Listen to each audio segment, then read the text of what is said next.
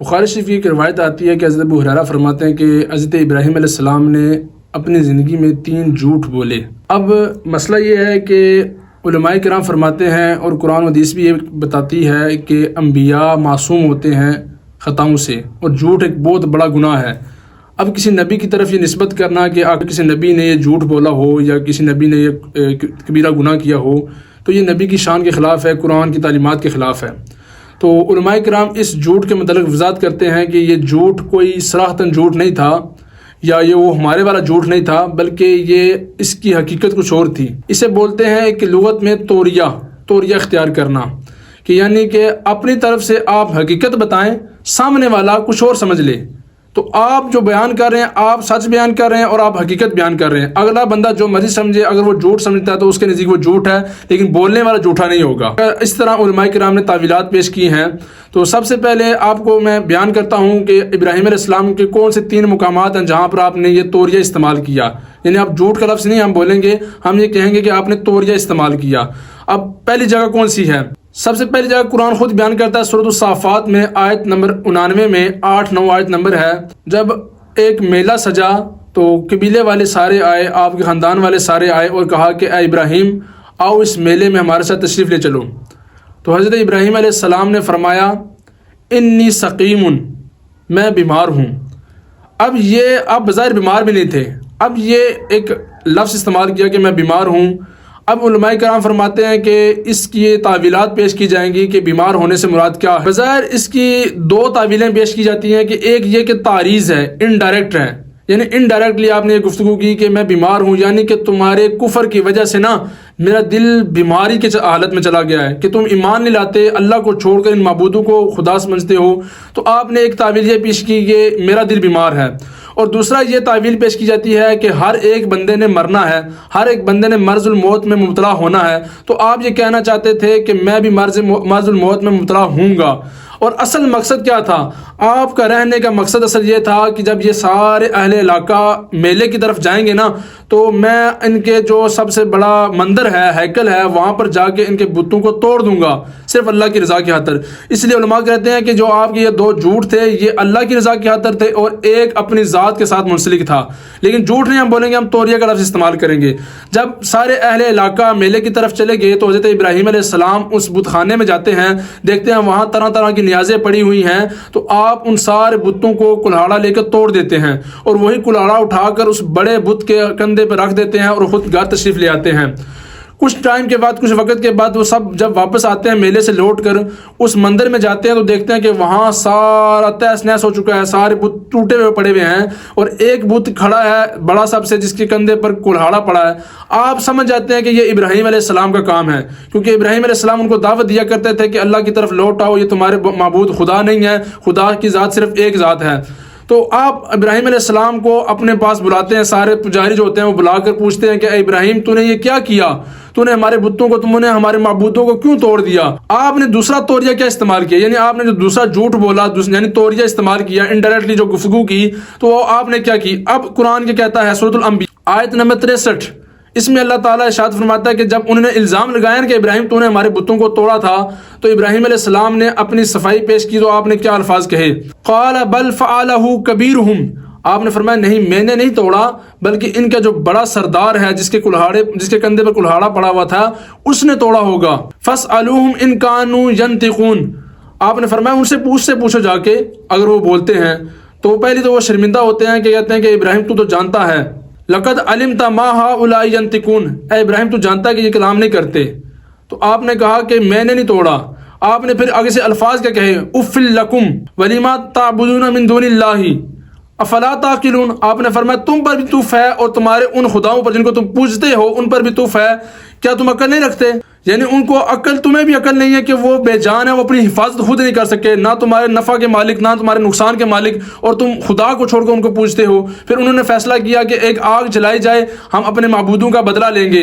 ایک آگ جلائی گئی اور آگ 30 دن، غالباً روایت میں آتا ہے کہ 30 دن تک آپ سب لوگوں نے ایندھن اکٹھا کیا، حتیٰ کہ روایتوں میں آتا ہے کہ جو حاملہ عورتیں تھیں وہ یہ منتیں مانا کرتی تھی، اور جو بیمار عورتیں تھیں وہ یہ منت مانا کرتی تھی کہ اگر ہمیں شفا ملے گی تو ہم اپنے حصے کا ایندھن دیں گے تاکہ ابراہیم کو نعوذ باللہ جلایا جائے۔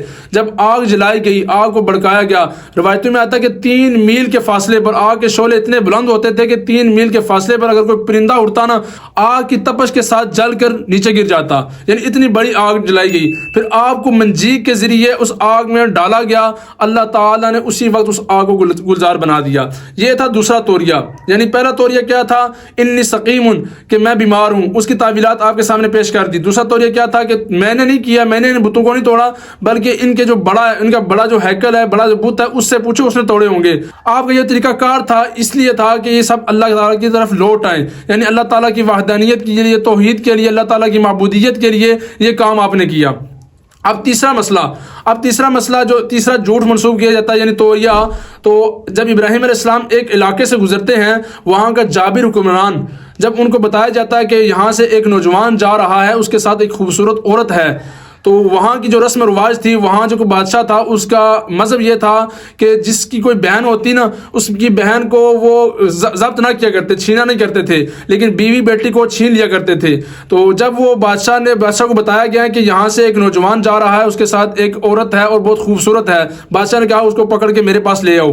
جب بادشاہ کے سامنے پیش کیا گیا تو بخاری شریف کی روایت آ کے اس بادشاہ نے کہا من ہذہ، یہ عورت کون ہے؟ تو آپ نے حضرت ابراہیم نے جواب دیا اختی، یہ میری بہن ہے۔ اب وہ حضرت سارہ تھی، اب حضرت سارہ حضرت ابراہیم کی زوجہ تھی، بیوی تھی۔ آپ نے کہا کہ یہ میری بہن ہے۔ اب ظاہر یہ کلام جھوٹ پر مبنی ہے، سمجھنے والا یہی سمجھتا ہے کہ یہ جھوٹ بولا گیا ہے، لیکن حقیقت کیا ہے کہ آپ ابراہیم علیہ السلام کی دینی بہن تھی، کہ آپ کو پتہ ہے کہ اللہ تعالیٰ نے فرمایا کہ سارے مسلمان آپس میں بہن بھائی ہیں۔ اب اگر کسی کی شادی ہو جاتی ہے کسی کے ساتھ تو وہ اسی زوجہ تو بن جاتی ہے، بیوی تو بن جاتی ہے، لیکن دینی رشتہ بہن بھائی کا قائم رہتا ہے۔ اب جب یہ آپ نے یہ بات کہی کہ وہ میری بہن ہے، بادشاہ نے کہا کہ جاؤ عورت کو لے کے اندر آؤ۔ جب حضرت سارہ کو لے جانے کے لیے افراد آئے تو حضرت ابراہیم نے کہا یا سارۃ لیس علی وجہ الارض مؤمن، اے سارہ اس وقت روئے ارض میں، یعنی اس علاقے میں تیرے اور میرے سوا، غیری و غیری کی، تیرے اور میرے سوا کوئی مومن نہیں ہے۔ جب بادشاہ تجھ سے پوچھے کہ تو اس ابراہیم اس نوجوان کی کیا لگتی ہے تو تو کہہ دینا کہ میں اس کی بہن ہوں۔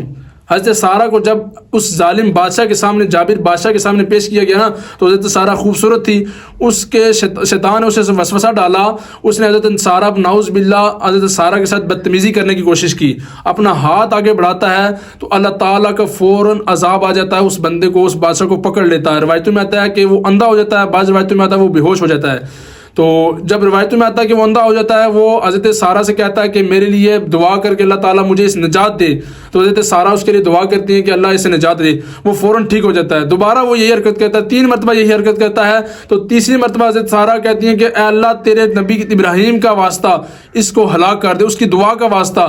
حضرت ابراہیم علیہ السلام، بخاری شریف کی روایت ہے، حضرت ابراہیم علیہ السلام باہر دوسرے حجرے میں نماز پڑھے ہوتے ہیں، وَاسْتَعِينُوا بِالصَّبْرِ وَالصَّلَاةِ کے ذریعے اللہ سے مدد طلب کر رہے ہوتے ہیں، اور نماز کی حالت میں اللہ سے دعا کرتے ہیں کہ اللہ میری بیوی کی عزت کی حفاظت کرنا۔ کہتے ہیں کہ جب حضرت سارہ کی تیسری مرتبہ وہ حضرت سارہ کی طرف بڑھا نا، تو اللہ تعالیٰ کا ایسا عذاب ہے کہ اسی وقت نیچے زمین پہ گر گیا اور زمین میں دنس گیا۔ پھر اس نے حضرت سارہ سے کہا کہ میرے لیے اپنے رب سے معافی طلب کرو۔ پھر حضرت سارہ معافی طلب کرتی ہیں تو وہ دوبارہ ٹھیک ہو جاتا ہے۔ حضرت سارہ کو حضرت حاجرہ، جو اس وقت اس کی باندھی ہوا کرتی تھی، یعنی ابھی وہ اسلام نہیں لائی تھی، وہ حضرت حاجرہ کو ان کو تحفہ دیتا کہ میری طرف سے یہ اپنی بارگاہ میں تحفہ قبول کیجیے۔ حضرت سارہ باہر آتی ہیں اور آگے کہتی ہیں کہ ابراہیم، اس ظالم بادشاہ سے اللہ نے مجھے نجات دے دی تیری وجہ سے، تیری دعا کی وجہ سے، اور اس نے ایک تحفہ دیا ہے حاجرہ کا، اسے قبول کر۔ حضرت ابو حریرہ فرماتے ہیں کہ حاجرہ کی اولاد، اہل عرب ساری حضرت حاجرہ کی اولاد ہیں۔ اللہ تعالیٰ نے انہیں اسحاق علیہ السلام کی والدہ بنایا، اور حضرت اسحاق علیہ السلام سے انبیاء کی پیداوار، روایتوں میں آتا ہے 40,000 انبیاء ان کی اولاد میں سے ہوئے۔ تو یہ 3 توریے تھے، یعنی جو 3 جھوٹ منسوب کیے جاتے ہیں حضرت ابراہیم کی طرف، کہ حضرت ابراہیم نے جھوٹ بولا، حقیقتاً وہ جھوٹ نہیں ہے، وہ انڈائریکٹلی کلام تھا۔